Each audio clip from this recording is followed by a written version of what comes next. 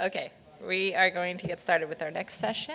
I have the pleasure of introducing Dr. Amandeep Shergill. She's a clinical professor of medicine in the Division of Gastroenterology at UCSF and is based at the San Francisco VA Medical Center.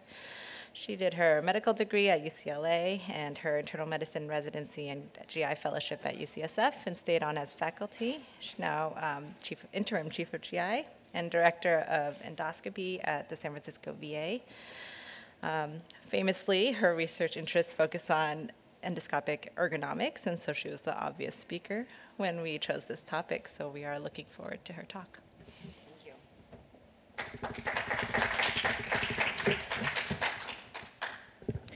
Thank you so much for inviting me to speak today. It's way better to give these talks where I can actually see faces instead of my own face on Zoom, so thank you. So if you could just go back, I just wanted to give the slide for my disclosures, please. So these are my relevant disclosures. So today I'm going to be going over some truths and tips for your endoscopy practice. I know 7 is a bit of an odd number, but for the interest of time, this is what we kept it to. So just to jump right in, to start with, if you have an endoscopy-related injury, it's important to know that you are not alone. So overall, the prevalence of endoscopist-related injury is quite high, and there have been many survey-based studies that have been published about this, and most recently, actually in the last few years, quite a few studies. On the low end, the prevalence of reported injury is 37%, and on the high end, up to 89% of respondents reporting injury they perceive to be related to endoscopy. The most recent survey is a survey by Dr. Pawa et al. That was published in the American Journal of Gastro earlier this year, which showed an overall prevalence of 75% of endoscopists. And this surveyed almost 1,700 endoscopists of the ACG. 75% of endoscopists reporting pain they perceive to be related to endoscopy. And in this study, interestingly, male and female endoscopists reported approximately the same amount of pain, so 74% for females and 78% of men. They reported different areas of related injury. So for females, it tended to be more the distal upper extremity, elbow, wrist, hand, finger, thumb pain, as well as the upper back, and for males, the lower back. And it's important to know that you're not alone, and also really importantly, if you get an endoscopy-related injury, this is not your fault. So the endoscope, unfortunately, is a failure of an engineered system.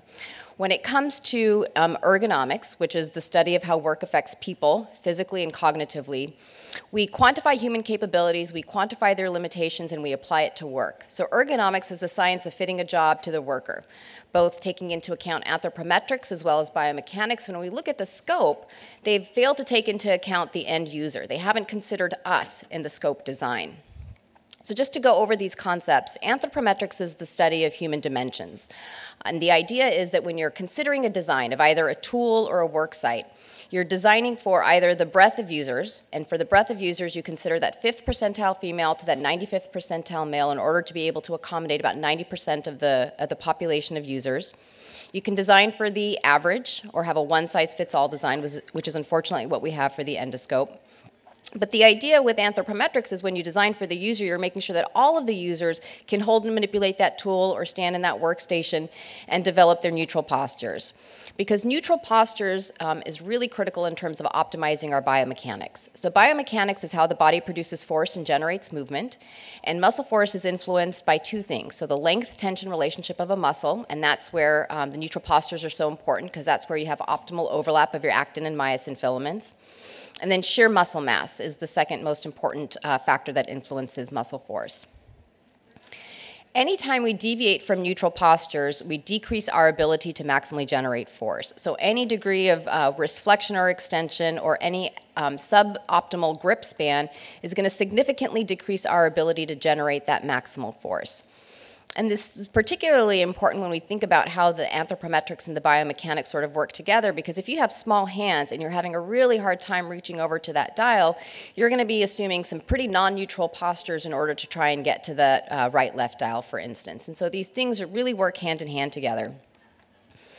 And we know that, generally speaking, women tend to have smaller hand sizes than men, and in that ACG survey, female endoscopists, almost 97% of them reported wearing extra small to medium glove sizes versus male endoscopists, 73% reported wearing large to extra large glove sizes. So we know there's a significant difference, especially between men and women in terms of hand sizes.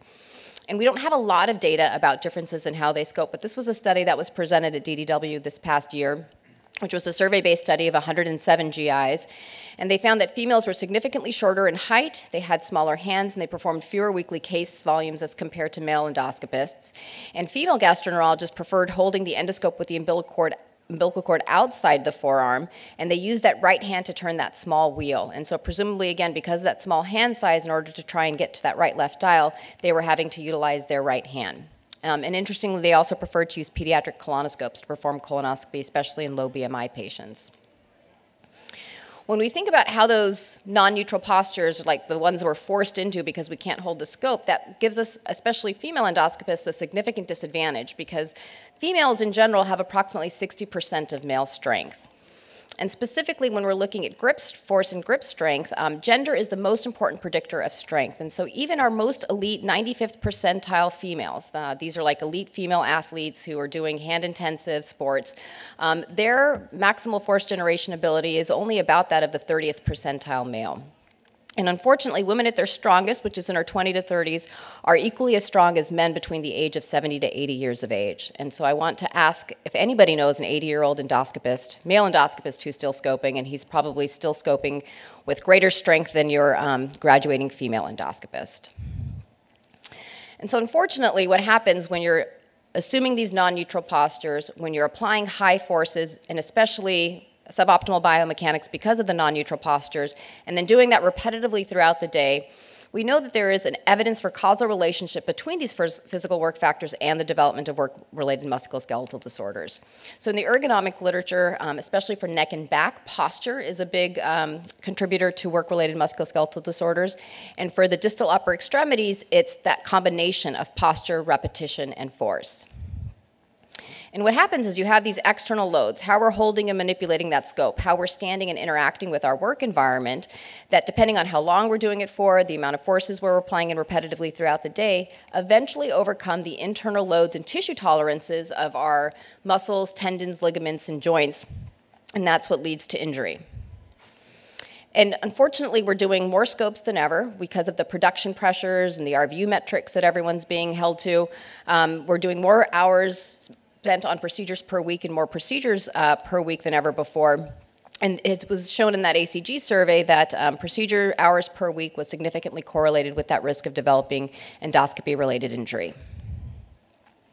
So our group really sought out to understand, what are the forces that we are utilizing during endoscopy? We think that this endoscope is a failure of a design.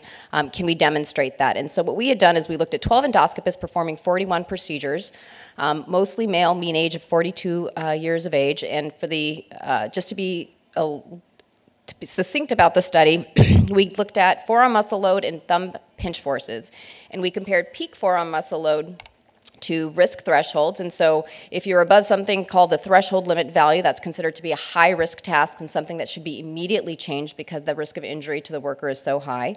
If you're below something called the action limit, that's considered to be a low-risk task and so safe for endoscopists or workers to perform. And if you're above the action limit, that's considered a moderate risk task. So some risk of injury and additional mitigation efforts should be implemented. And then we looked at peak thumb pinch force, and time spent in forceful pinch is what's been most correlated with risk of injury, specifically carpal tunnel syndrome. So this is the data for the left wrist extensors, and what we found is that the left wrist extensor muscle loads exceed established thresholds of risk during all phases of colonoscopy. So during insertion, to the left and right colon, withdrawal and retroflexion, these are high-risk exposures that are happening.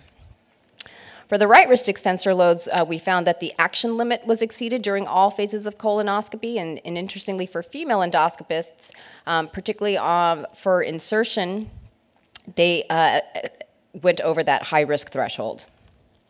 When we looked at the thumb forces that were required to manipulate the dials and insertion tube, and specifically, again, that percent time spent in forceful pinch.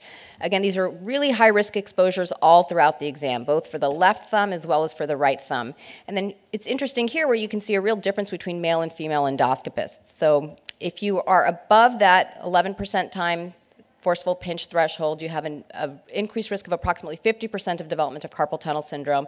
And once you go above 30% time spent in forceful pinch, that risk of carpal tunnel syndrome increases by 100%.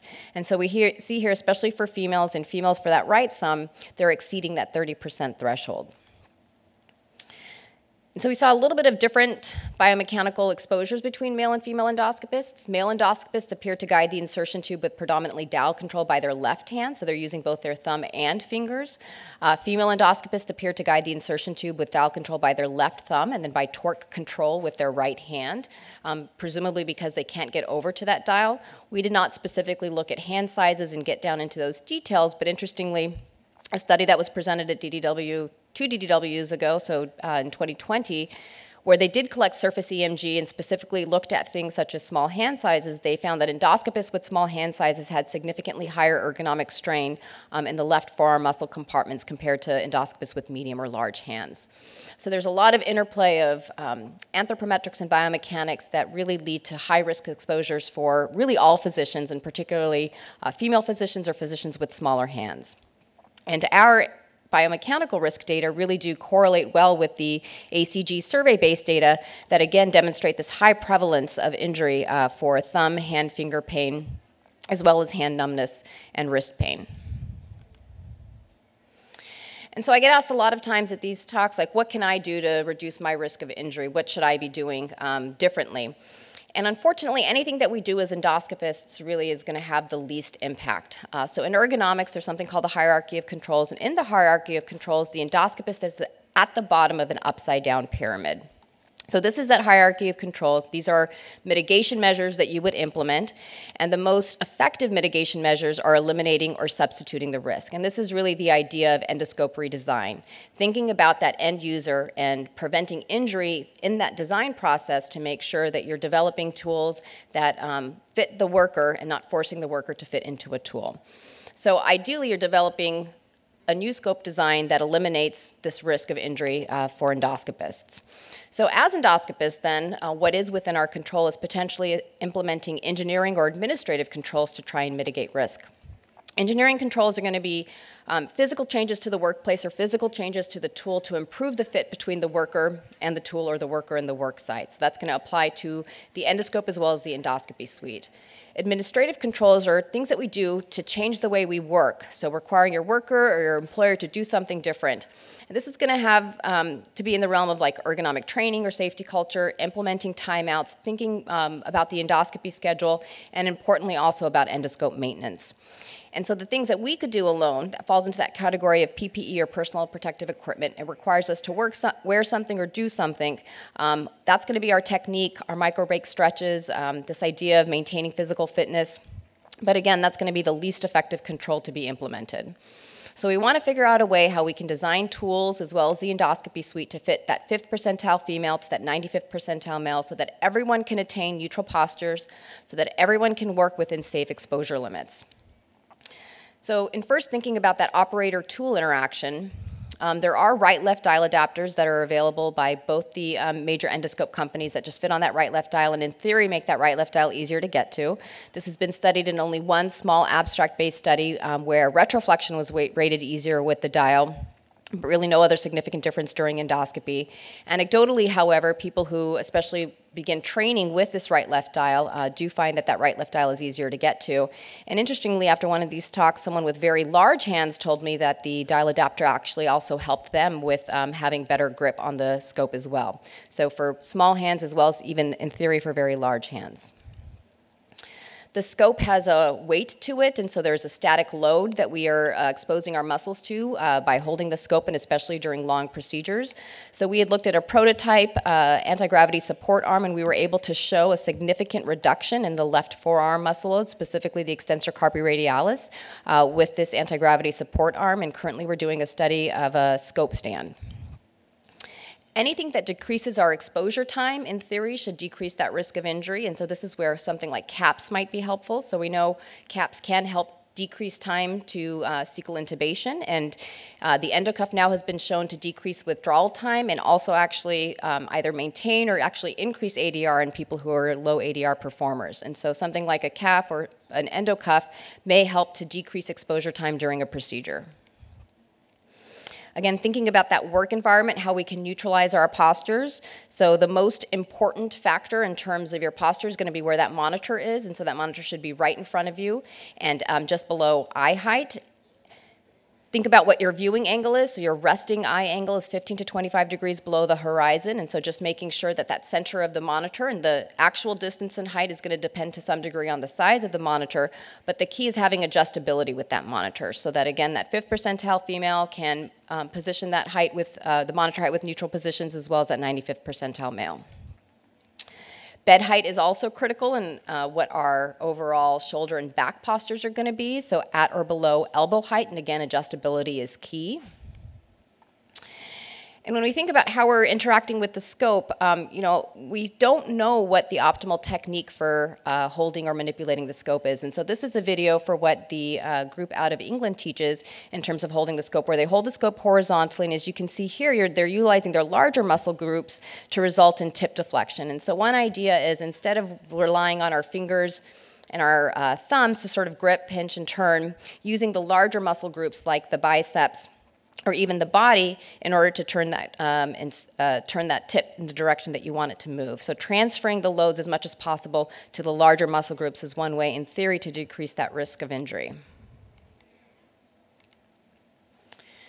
By holding it in that horizontal position, the group out of England talks about how that scope is actually perfectly balanced. So here the umbilical cord is held outside the wrist, and when you hold it horizontally like that, that weight can be balanced on just one finger. So that might be one way to sort of decrease that weight of the scope in the absence of being able to use something like a scope stand. Decrease that weight of the scope by holding it horizontally so that that umbilical cord and the insertion tube weight can balance each other out.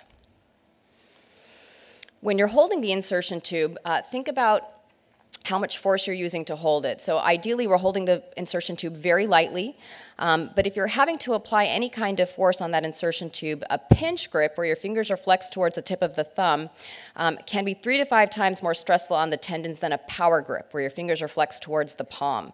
And the power grip is the strongest human grip. It's 75% stronger than the pinch grip. So thinking about ways to convert that pinch grip to a power grip, either by using gauze or towels to try and increase that interaction between your hand and the scope, converting into a power grip. And most importantly, in the operating theater, it's important to remember that you, the endoscopist, are the star. The patient is obviously very important. They're the main character in this story, but that patient, the nursing staff, your technicians, and your anesthesiologist wouldn't be there if you didn't have the skill sets that you did to be able to do the procedure you're about to perform. And so it's really important to just take those few seconds at the beginning of a procedure to make sure that you've optimized that monitor and that bed height, that you've really taken those few seconds for yourself. Because your nurses can potentially take a break in the middle of a case. Your anesthesiologist certainly will take a break in the middle of your case, but you're going to be stuck there. And so it's most important that you're comfortable at the outset of that procedure as much as possible. Dr. Raju, who's given some great talks on ergonomics, and they're available through his YouTube channel, he talks about thinking about different zones in your endoscopy suite. So there's your zone, there's the patient zone, and there's the processor zone. And so making sure, again, that you've attained the neutral postures by putting that monitor and that bed and the patient sort of in optimal positioning, and making sure that that processor is right behind you so that umbilical cord has the least amount of tension available and strain on you as well.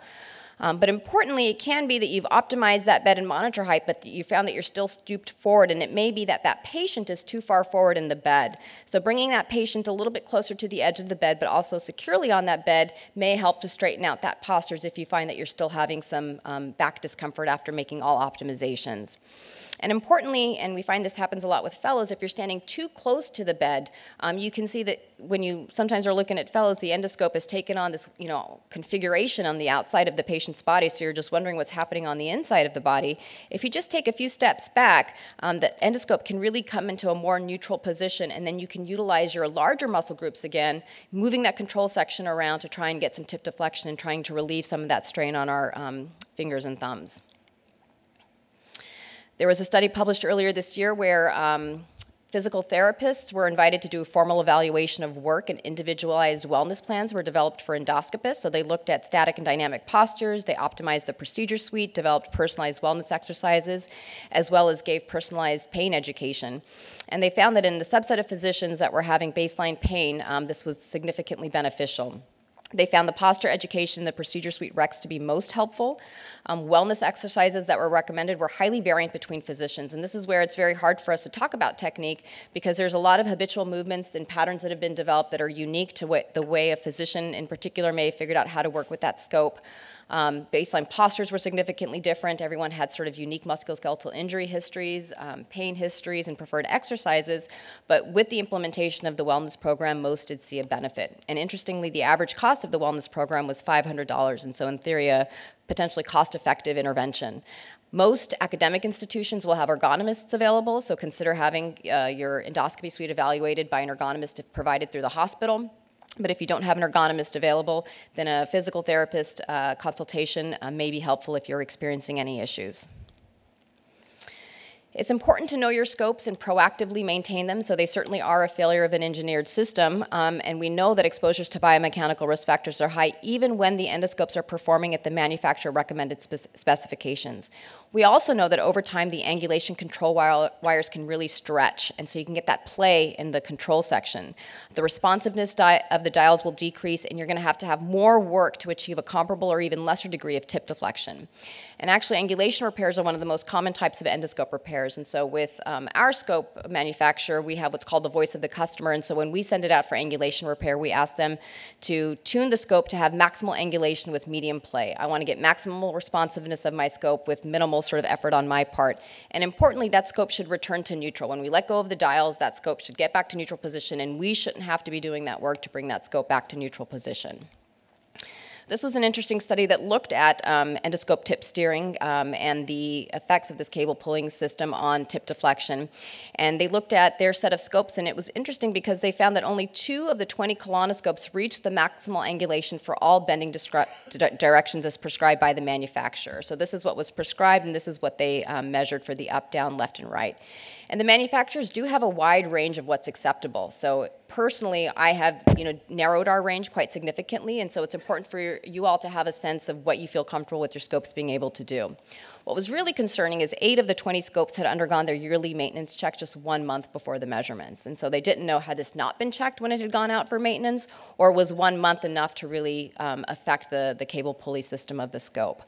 So if your scope company has a proactive scope maintenance program, and one of them does, it's important to utilize that so your scopes are going out for regular evaluation and repair. And if they don't, if you feel like your scopes are not sort of working as they used to, you're having to work harder, think about having the scope companies come out and evaluate your angulation. Don't underestimate the value of a break. So think about your schedule, implement mini breaks, and think about how you can convert your static loads to dynamic loads. So we have a lot of data that tells us what the optimal endoscopy schedule might be in terms of patient-related outcomes such as adenoma detection rate, but we really don't have any data to support what's an optimal schedule for a physician in terms of minimizing risk of injury. And so it's important to think about whether or not a half day or a full day is going to work best for you. The best advice we can give is that you should never start an endoscopy session still experiencing pain from the session before. So as much as you can to develop half-day schedules and to separate your endoscopy days as much as possible to develop rest and time for your muscles, joints, and tendons to recover. That's probably the best advice we can give. The other is, again, to think about your static loads and ways you can convert your static loads to dynamic loads. So when we think about rest, the blood needed and the blood flow are in equilibrium. With static loads, when your muscles are contracted, there's a lot of blood needed to feed the muscles the nutrients they need in order to maintain that static contraction, but because they're contracted, the blood flow can't get in. So if you can convert that static load to a dynamic load, you can match the blood flow to the blood that's needed and start paying back some of that lactic acid debt, basically, during the procedure itself. So this is where floor mats or shoe inserts may be helpful. They've been shown to reduce discomfort and fatigue after several hours of prolonged standing. Shoe inserts are about as equivalent to the most comfortable floor mats, and the greatest benefit occurs after several hours of prolonged standing. And there's an interesting study looking at unstable shoes. So the idea for both the shoe inserts and the floor mats is that it's inducing postural instability and kind of forcing your muscles to contract and move around and get that blood flowing. And in this study of unstable shoes, where you're sort of, again, forced to have postural instability, lower leg discomfort was significantly reduced while standing, and lower leg volume change was less for unstable shoes during standing as well. I get a lot of questions about what are the best shoes, and there's really no right answer. It's the shoes that are most comfortable for you. Some basic points are they should have a wide toe box to accommodate your feet as they naturally expand throughout the day. They should be durable and lightweight, and ideally with a slip-resistant sole. And interestingly, if you're going to have a long day of scoping, consider having 2 pairs of supported sneakers or clogs, and that's because a shoe's cushioning becomes completely compressed after 6 hours. So consider changing halfway through a long shift just to make sure that your shoes, as much as possible, have maintained their support. Use of compression stockings results in reduction of subjective complaints of leg fatigue, pain, and swelling, especially in work requiring prolonged standing, and has been shown to also have an objective reduction of leg swelling and leg fluid volume. And the benefits are most pronounced in people who have baseline chronic venous insufficiency. If you're considering calf-length compression stockings, those that exert a pressure above 10 have improved these subjective symptoms. Other static postures will be just holding that scope. So think about how you, and your standing position, so think about how you can alternate your position. So there was a study that was published looking at sort of alternating sitting and standing during endoscopy. You think about how you can use your assistance more during endoscopy to give yourself a rest. For instance, when you're getting your biopsy forceps or your snare, consider giving yourself a micro break. Rest your hand down or move your hand, move the scope to the other hand and shake out your hand, again, to start letting some of that blood flow come back and start paying back some of that lactic acid debt. Post-procedure, consider the implementation of stretching. So in the ACG survey, interestingly, those physicians who took breaks or micro breaks had a lower likelihood of endoscopy-related injury, and the duration of breaks was not significantly associated. So any way that you can give yourself rest is going to be important, and it's more likely to reduce your risk of injury. I had the pleasure of working with Dr. Raju and Naoko Sasaki, who's a ballerina in Houston, on a series of post-procedure stretching exercises, which is available through the ASGE DVD. And there's a series of video GIEs published by Dr. Chang's group that's available that, again, talks about some of these exercises that you can do after endoscopy.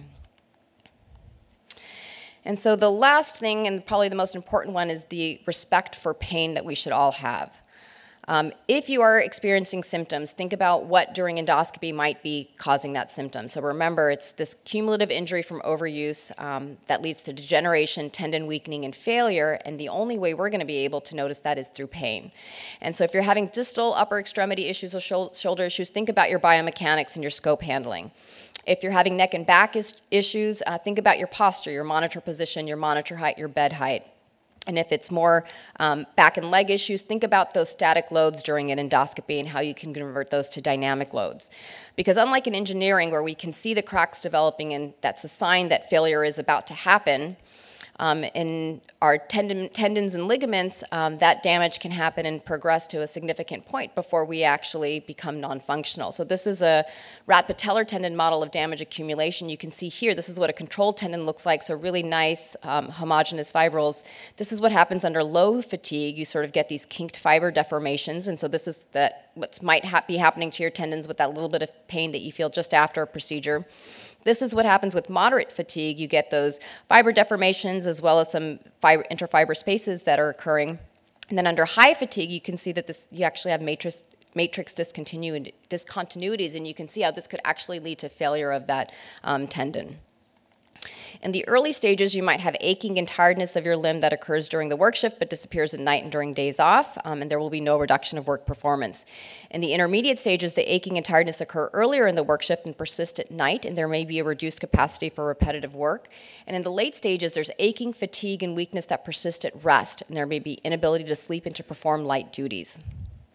And so in this one study, what was really disappointing was that it appeared when they took a nationwide survey of European endoscopists that 24% were in their early stages of pain and injury, 54% had already progressed to the intermediate stages, and 27% were having pain at all time, including at rest, and had already progressed to that late stage of injury, which is again associated with disability.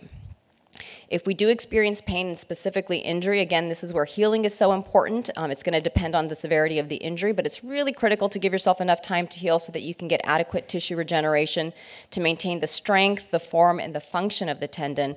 Because if you have poor repair and tissue scarring, the strength of that joint is going to be decreased, as well as the elasticity, which is going to increase that risk for a further injury down the line. And in arthritis, there's something called the 2-hour pain rule, which is a guideline that they use to evaluate excessive activity for physical activity. If you have pain for 2 hours after the activity, it means you have done too much. You've strained your joints, tendons, ligaments, and nerves, and you need to figure out a way to biomechanically deload it. And I would say we should think about something similar to this in endoscopy. If at the end of the endoscopy day, when you've gone home, you're still experiencing pain 2 hours after your last case, that should be a sign that we need to be doing something differently. And so when we think about what we need to be doing differently, we need to figure out what activity is leading to this pain or discomfort. What are we doing and what do we need to do? How do we biomechanically deload that joint? Importantly, this is a time to think about physical therapy because there are important stretching and strengthening exercises that can help us be more proactive about addressing injury. And in terms of pain control, this is where it's going to be important to work with your orthopedic surgeon or your occupational health physician, and there's more therapies that are coming out, but really partnering with them to maximize your chance of recovery. So putting this all together, we want to think about early on how we neutralize our postures, how we minimize our loads, think about that hierarchy of control and what we can implement to reduce our risk of injury. Importantly, implementing micro-break and breaks. If you're developing early stage symptoms, pay attention to them. Make sure you've implemented those micro-breaks, consider the post-procedure stretching exercises, and consider a personalized ergonomic assessment. If you are in the intermediate stages of symptoms, this is when you're going to be meeting with the orthopedist or your physical occupational therapist, and this is what we're trying to avoid, these late stage symptoms, which are associated with surgery and disability. And with that, I don't think there's much time, but I'm happy to take questions.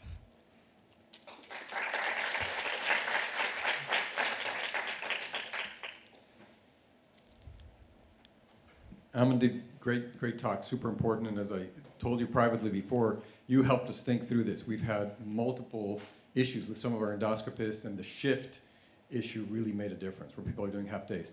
Quick question, in colonoscopy, scope on the bed.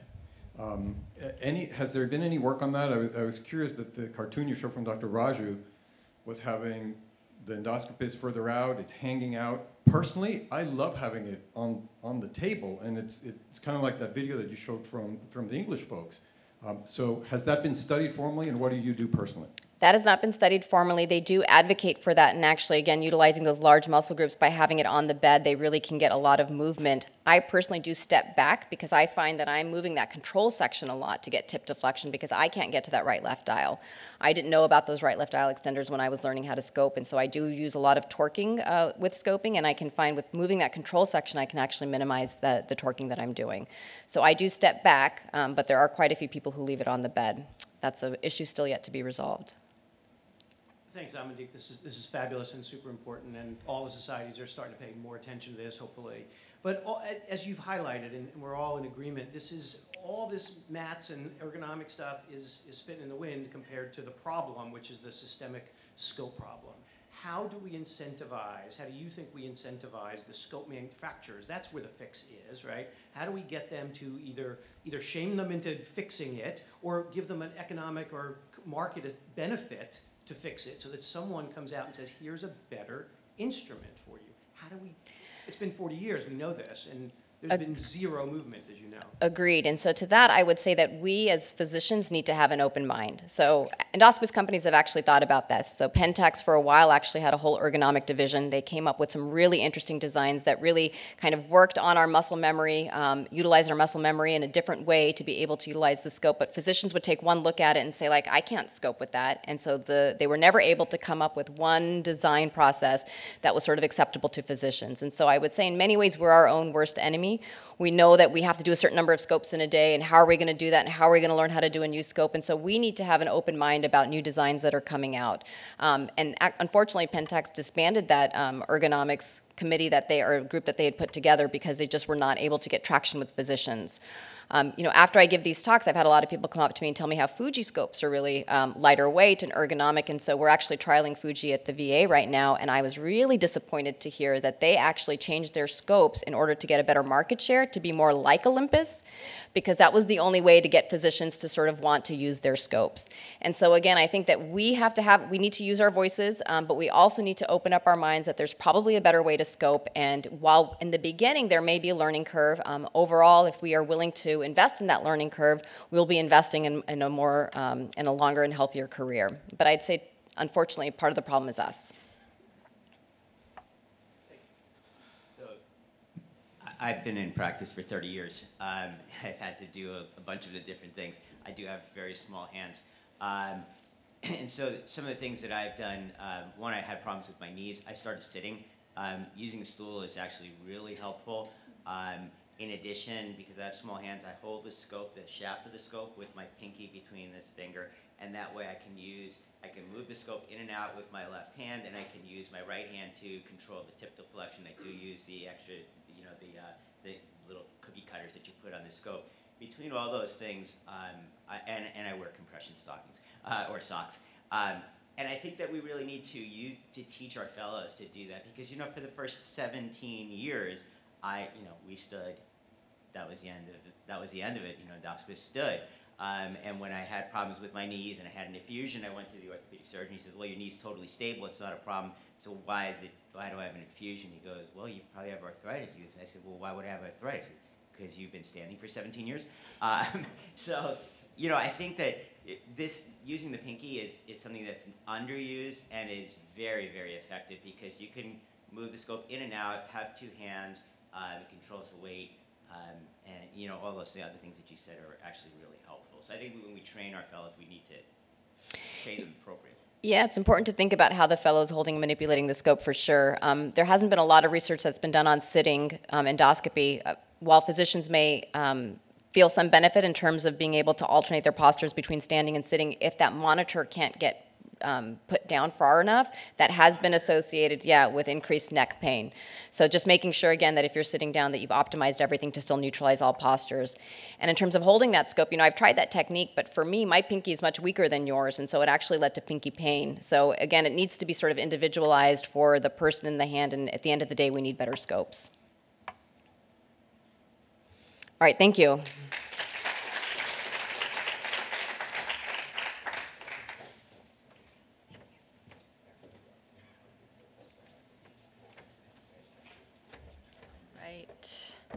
All right, our next speaker, Dr. Mustafa Arain, is a